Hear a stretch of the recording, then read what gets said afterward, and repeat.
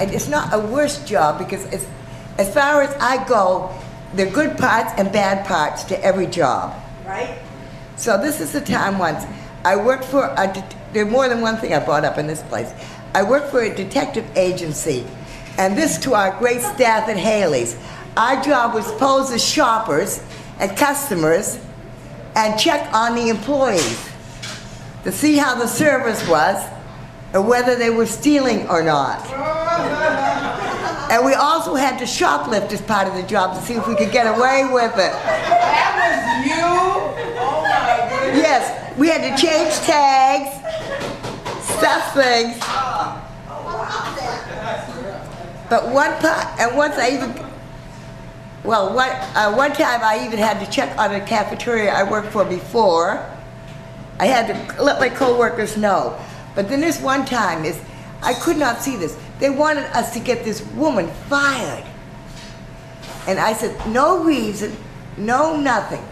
And my thought was, going into there, how do I know why they want to get her fired?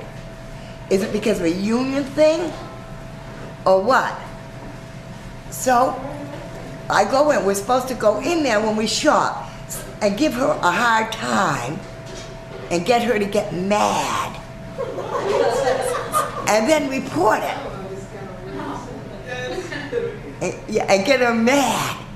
And so we go in. So we go in, and I'm supposed to interrupt the person behind me. But like me, I don't want to give somebody a hard time unless they're giving me a hard time. And I don't want to get somebody fired because it might be a union.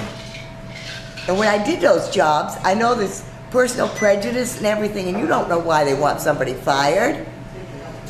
And you don't know why they complain. So the other person goes up. I can't bring myself to do it.